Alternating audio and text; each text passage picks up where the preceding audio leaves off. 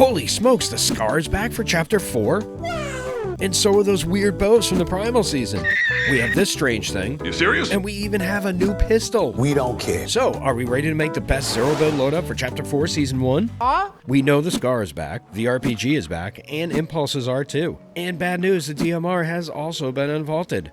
No, not the Cobra, the original DMR. But at least it has its own augment. More on those interesting new perks as we go along here. So this chapter we're opening up with a lot of the at-home versions of guns. But we did get the Scar back, right? And this time all the versions of that gun have the epic and legendary skins. It does seem weird rocking a green version, but I think we're all excited to have it back.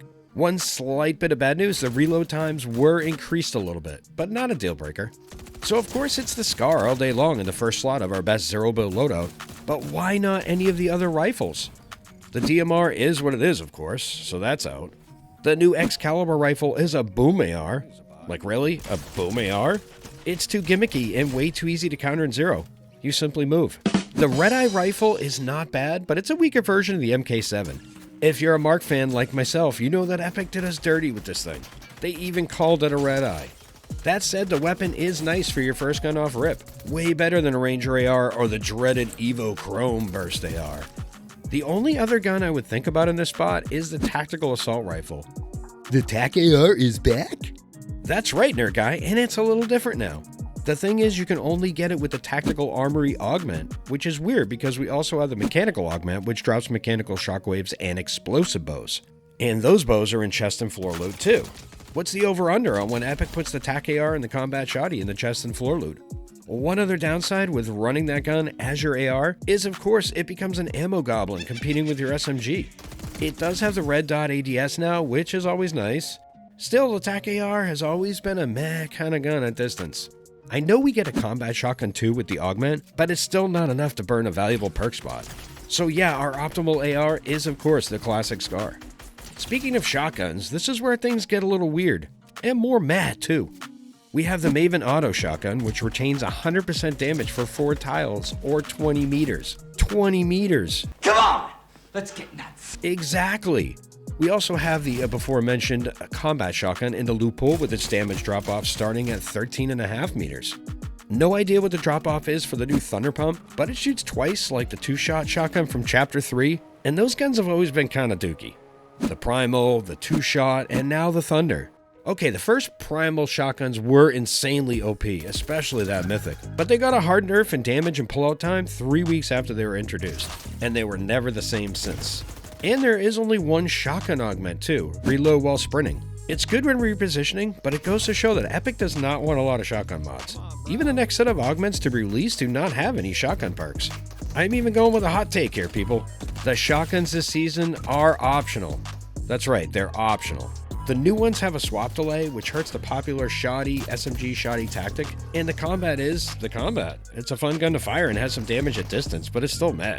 For now though, let's keep the Maven shotgun in our best zero build loadout because of that very low damage drop-off. I mean, it is the best option, but again, it is optional. For submachine guns, we have the new twin magazine and the machine SMG. And if we were going with the shotgun as optional, then we must have an SMG in our loadout. We're not running one gun and a bow, you know what I'm saying? Can we use the new tactical pistol as our SMG? If carpal tunnel isn't a problem, sure, why not? But the manual firing mechanic is not as easy for people on a controller, and despite what you may believe, the majority players are on the sticks, not the keys. So it's down to the twin mag SMG versus the machine. I'm the machine! I absolutely love this gun. It has a slightly faster fire rate than the twin mag and a larger magazine size. But wait camp, the twin mag SMG has 40 versus the machine's 33. That is correct, but you cannot fire all 40 without reloading.